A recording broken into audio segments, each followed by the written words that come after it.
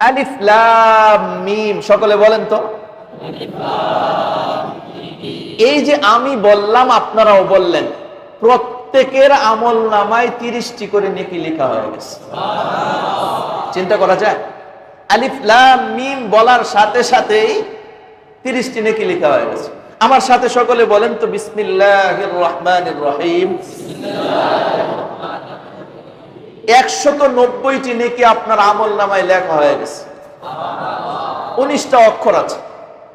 তাহলে বোঝা গেল কোরআনুল কারীম তিলাওয়াত করলে এক একটা অক্ষরে সর্বনিম্ন সওয়াব দিলেও আল্লাহ তাআলা কত দেন? 10টি করে নেকি দান করেন। অন্য হাদিসে আসছে ইখলাসের কারণে, তার আল্লাহ তাআলার একাগ্রতার কারণে বা মনোযোগের কারণে আল্লাহ রব্বুল আলামিন এটাকে সওয়াব বৃদ্ধি করে 70 গুণ করেন। আবার আরেক হাদিসে আসছে এটাকে বৃদ্ধি করে আল্লাহ তাআলা 700 গুণ করেন। অপর এক হাদিসে আসছে 7 লক্ষ গুণ করে দেন। এবং কোরআনুল কারীমে আসছে আল্লাহু ইউদাইফু লিমান ইয়াশা, আল্লাহ যাকে ইচ্ছা বেহিসাব দান করেন। ওইখানে কোনো সংখ্যা থাকে না।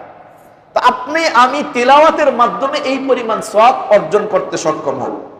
হাদিস শরীফে এসেছে অন্য এক হাদিসে, ইকরাউল কুরআন, তোমরা কোরআনুল কারীম তিলাওয়াত করতে থাকো, ফাইন্নাহু ইয়াতি ইয়াউমাল কিয়ামাতি শাফিআন লিআসহাবি, যে ব্যক্তি কোরআনুল কারীম নিয়মিতভাবে তিলাওয়াত করবে, কিয়ামতের দিন এই তেলাওয়াতকারীর জন্য কোরআনুল কারীম সুপারিশ করবে। সুবহানাল্লাহ, কোরআন তেলাওয়াতকারীর জন্য সুপারিশ করবে।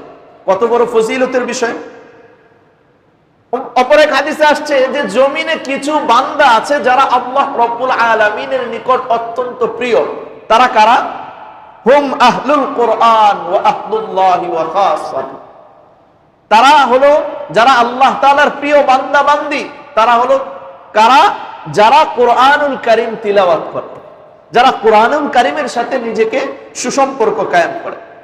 অপর এক হাদিসে আসছে মাজতামা কওমুন ফি বাইতিন মিন বুয়ুতিল্লাহ ইয়াতলুনা কিতাবাল্লাহ ওয়া ইয়াতাদারাসুনাহু বাইনাহুম ইল্লা নাযালাত আলাইহিমুস সাকিনাহ, যখন কোরআনুল কারীমের মজলিস হয়, তিলাওয়াত চলতে থাকে, তো আল্লাহ রব্বুল আলামিনের বিশেষ রহমত সাকিনা তাদের উপর বর্ষিত হয়।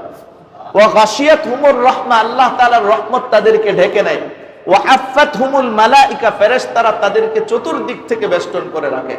শুধু এতটুকুই নয়, ওয়া যাকারাহুমুল্লাহু ফি মান ইনদা, এই কোরআনুল কারীম যারা তিলাওয়াত করে তাদের সম্পর্কে আল্লাহ রব্বুল আলামিন তার নৈকট্যপ্রাপ্ত ফেরেশতাদের সঙ্গে আলোচনা করে। এরকম আরো অনেকগুলো ফজিলত রয়েছে। আজকে এই কয়েকটি ফজিলত আলোচনা করলাম। সামনে ইনশাআল্লাহ কোরআনুল কারীমের ফজিলত সম্পর্কে আরো কিছু আলোচনা হবে। তো রাসূল কারীম সাল্লাল্লাহু আলাইহি সাল্লামের উপদেশ হইল আলাইকা বিতিলাওয়াতিল কোরআন, তোমরা কোরআনুল কারীমের তিলাওয়াত করো। সুতরাং আমরা সকলেই যে যতটুকু পারি ততটুকু তিলাওয়াত করতে কে কে রাজি আছি? ইনশাআল্লাহ আমরা তিলাওয়াত করব তো ইনশাআল্লাহ। যারা তেলাওয়াত না পারি তারা তেলাওয়াত শেখার চেষ্টা করব। অন্তত যতটুকু পারি ততটুকু নিয়মিত তেলাওয়াত করব। সূরা ফাতিহা সহ আরো কয়েকটা সূরা তো মুখস্থ পারি, বিসমিল্লাহির রহমানির রহিম তো পারি। এইগুলো প্রতিদিন তেলাওয়াত করব আর পুরা কোরআনুল কারীম তেলাওয়াত শেখার জন্য চেষ্টা করব। রাজি আছি ইনশাআল্লাহ?